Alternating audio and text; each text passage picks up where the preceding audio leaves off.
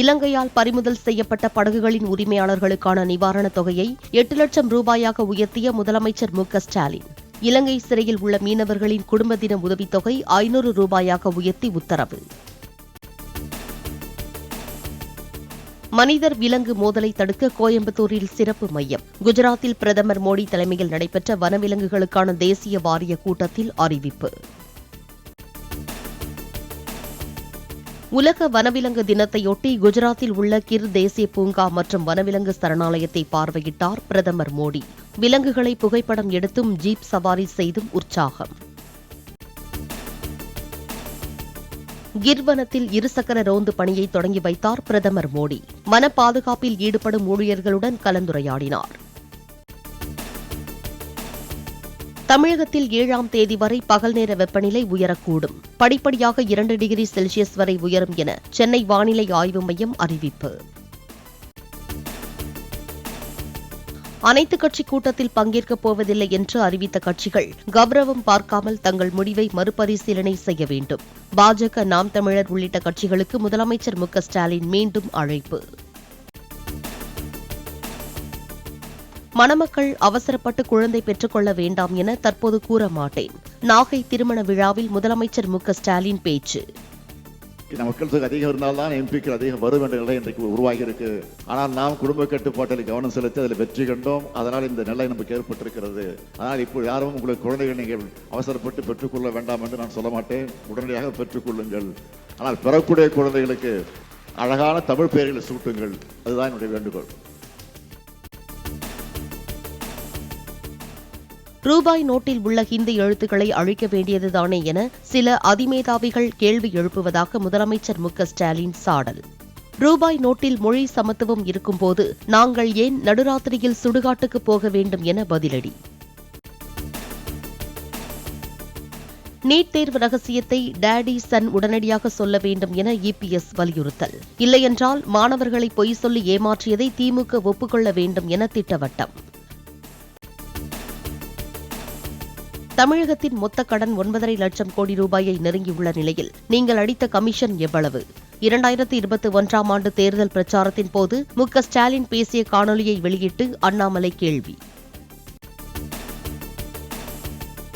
இந்தியாவின் தற்போதைய கடன் சுமை 181,74,000 கோடி என அண்ணாமலைக்கு அமைச்சர் தங்கம் தென்னரசு பதில். கடன் சுமையை அதிகரித்து அனைவரும் கூடி அடித்த கமிஷன் எவ்வளவு என்று திருப்பி கேட்கலாமா என்று பதிவு. சீர்திருத்தம் என்ற பெயரில் தமிழகத்தை இந்தியாவின் நம்பர் 1 கடன்கார மாநிலமாக மாற்றி வைத்திருப்பதாக அண்ணாமலை விமர்சனம். மத்திய அரசு நாட்டின் உள்கட்டமைப்பை மேம்படுத்த கடன் பெற்றுள்ளது. நீங்கள் வாங்கிய கடன் எதற்காக என கேள்வி. தமிழகத்தில் மத்திய அரசால் மேம்படுத்தப்பட்ட உள்கட்டமைப்புகள் எத்தனை என்பது தெரியுமா என அமைச்சர் தங்கம் தென்னரசுவுக்கு அண்ணாமலை கேள்வி. தேசிய நெடுஞ்சாலைகள், துறைமுகங்கள், விமான நிலையங்கள், ரயில் நிலையங்கள் மேம்படுத்தப்பட்டுள்ளதாக விளக்கம். டெல்லி சுகாதாரத்துறைக்கு முதலுதவி தேவைப்படுவதாக முதலமைச்சர் ரேகா குப்தா தகவல். ஆம் ஆத்மி ஆட்சி காலத்தில் சுகாதாரம் என்ற பெயரில் ஊழல் மட்டுமே நடந்துள்ளதாக சட்டப்பேரவையில் பேச்சு. கர்நாடக எம்எல்ஏக்களுக்காக 3 கோடி ரூபாய் செலவில் வாங்கப்பட்டுள்ள சொகுசான ஓய்வு மற்றும் மசாஜ் இருக்கைகள். எம்எல்ஏக்கள் நீண்ட நேரம் பணியாற்றுவதால் அவர்களுக்கு ஓய்வு தேவை என கர்நாடக சபாநாயகர் விளக்கம். ராமநாதபுரம் நெடுஞ்சாலைத்துறை அலுவலகத்தில் லஞ்ச ஒழிப்பு போலீசார் நடத்திய சோதனையில் 5,60,000 ரூபாய் பறிமுதல். உதவி செயற்பொறியாளர் அறையில் மறைத்து வைக்கப்பட்டிருந்த கணக்கில் வராத பணம் சிக்கியது. தொகுதிகள் மறுசீரமைப்பினால் நாடாளுமன்ற மக்களவையில் தமிழ்நாட்டின் பிரதிநிதித்துவம் 7% இருந்து 5% குறையும். தூத்துக்குடியில் செய்தியாளர்களை சந்தித்த திமுக துணை பொதுச் செயலாளர் கனிமொழி குற்றச்சாட்டு. சீமானுக்கு எதிரான நடிகையின் புகார் அடிப்படையில் பதிவு செய்யப்பட்ட வழக்குகளை விசாரிக்க இடைக்கால தடை. தமிழக போலீசாருக்கு உச்சநீதிமன்றம் அதிரடி உத்தரவு. தனக்கு எதிராக புகார் அளித்த நடிகையுடன் பேச்சுவார்த்தை நடத்தி பிரச்சினையை தீர்க்க வாய்ப்பு இல்லை என சீமான் திட்டவட்டம்.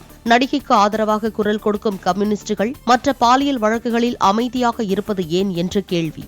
அதாவது செட்டில்மெண்ட் அடிப்படையில் இதை 2 பேரும் தீர்த்துக்கலாம் அப்படின்னு உச்சநீதிமன்றம் நீதிபதிகள் கோட் பண்றாங்க. அது என்ன செட்டில்மெண்ட் வாய்ப்பு இருக்கான அதுக்கு வாய்ப்பு இல்லை, தேவையும் இல்லை. அதை போய் பேசிடுங்க.